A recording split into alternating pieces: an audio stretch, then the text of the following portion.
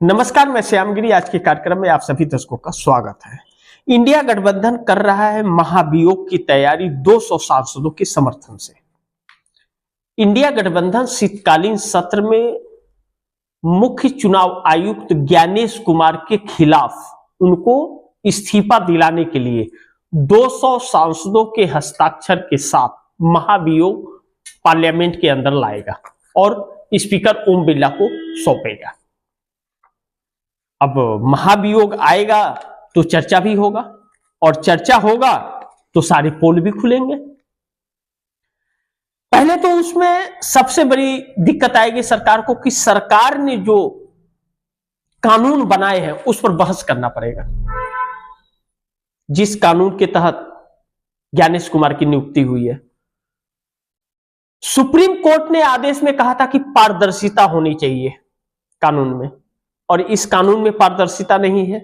दुर्भाग्य यह है कि ज्ञानेश कुमार को चुनने के लिए जो कानून बनाया गया था उस कानून को सुप्रीम कोर्ट में चुनौती दी गई है और उस केस पर अभी तक सुनवाई नहीं किया है सुप्रीम कोर्ट, यह जानते हुए भी कि यह जिस कानून के तहत किया गया है चुनाव आयोग की नियुक्ति वह पारदर्शित नहीं है,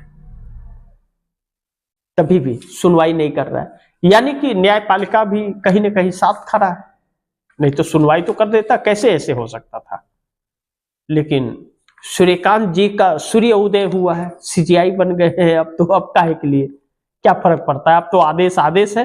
तभी तो यूट्यूबर को भी रोक लगाने के लिए सरकार को आदेश दिया कि भाई कानून बनाओ यूट्यूबर के लिए। अभी तक जो कानून नहीं बना पा रहे थे अब बनाओ, देखता हूं कौन रोकता है। सरकार कहेगी कि सुप्रीम कोर्ट का आदेश है, यूट्यूबर का बैंड बज गया। सरकार ऐसे नियम ला देगी कि कोई यूट्यूबर खबर ही नहीं चला पाएगा। तो यह परिस्थितियां हैं।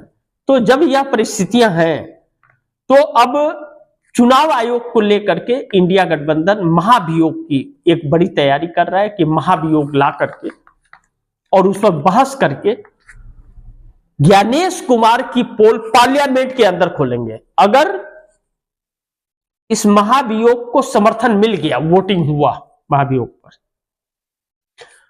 और नीतीश का, नायडू का, एकनाथ शिंदे का साथ मिल गया जो नरेंद्र मोदी सरकार से खपा है, फिर तो ज्ञानेश कुमार का महाभियोग में अगर इंडिया गठबंधन की जीत हो गई, ज्ञानेश कुमार को इस्तीफा देना पड़ा, तो मोदी सरकार को भी इस्तीफा देगा। इसका मतलब होगा कि मोदी सरकार के पास बहुमत नहीं है।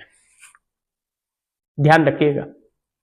यानी कि इंडिया गठबंधन शीतकालीन सत्र में मोदी के खिलाफ भी लाएगा अविश्वास प्रस्ताव। तब इंडिया गठबंधन महाभियोग के साथ साथ तब फिर अविश्वास प्रस्ताव भी लाएगा। तब फिर मोदी सरकार को भी अपना बहुमत साबित करना पड़ जाएगा। और ज्ञानेश कुमार को लेकर के अगर सरकार के पक्ष में वोट आ गया, ज्ञानेश कुमार बच गए महाभियोग में वोटिंग से, तो मोदी भी बच जाएंगे।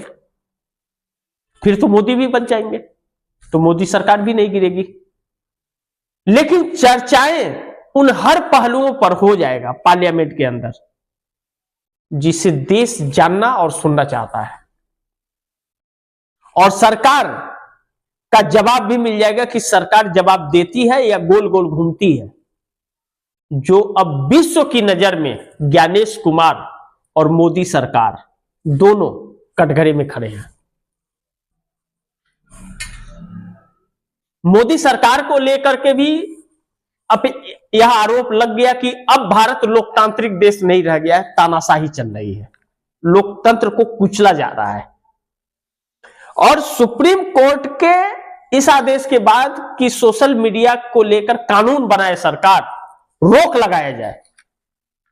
जिस तरह के कंटेंट बनाते हैं यह लोग, हर खबरों को तुरंत चला देते हैं, वायरल हो जाता है। इससे स्वतंत्रता जो आम जनता की है उसे भी छीना जा रहा है। तो लोकतंत्र यानी कि खत्म है। बोलने की आजादी इसका मतलब नहीं है मीडिया को। जब इस देश की नेशनल मीडिया गोदी मीडिया में तब्दील हो गई, सरकार की गुलामी करने लगी, तो सोशल मीडिया का जन्म हुआ। यूट्यूब पर आकर के अलग अलग प्लेटफॉर्म के जरिए लोग सच्चाई देश की कहने लगे और लोग जानने लगे। गोदी मीडिया का जनाधार गिरने लगा और बहुत ज्यादा गिर गया, सोशल मीडिया बहुत हाई पर चल रहा है।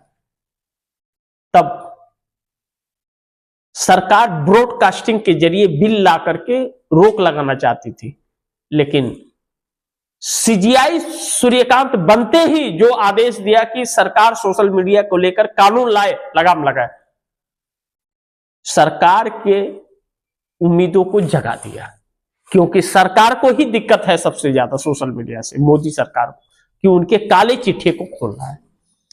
अब ऐसे में इंडिया गठबंधन अगर शीतकालीन सत्र में अविश्वास प्रस्ताव लाएगा और ज्ञानेश कुमार के खिलाफ महाभियोग लाएगा कि उनका इस्तीफा दिलाने के लिए, तो फिर ऐसे में नीतीश, नायडू, एकनाथ शिंदे, बाकी जो छोटे छोटे दल है, उनकी भी अग्नि परीक्षा होगी कि जो हाल आज विपक्ष का है उनका भी वही होगा। नीतीश तो भुक्तभोगी हैं कि बहुमत आने के बाद नीतीश कुमार के साथ कैसे छल करने लगी भाजपा, तो उन छोटे नेताओं की क्या हैसियत, फिर उनकी राजनीति भी तो गुलामी में चलेगी।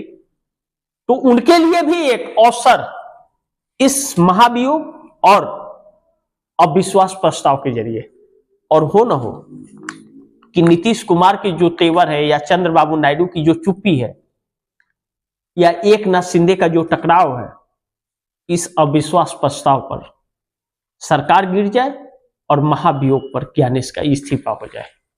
दोनों चीजें संभव हैं। आप क्या सोचते हैं? आपकी राय क्या है? कमेंट में जरूर दीजिएगा। इस खबर को ज्यादा से ज्यादा शेयर कीजिएगा, अपने दोस्तों को भी कहिएगा आगे शेयर करें। आपने अगर चैनल को सब्सक्राइब नहीं किया, सब्सक्राइब कर लीजिए। अपने दोस्तों को भी कहिएगा चैनल को सब्सक्राइब करें। मिलते हैं अगली खबर के साथ, तब तक के लिए नमस्कार।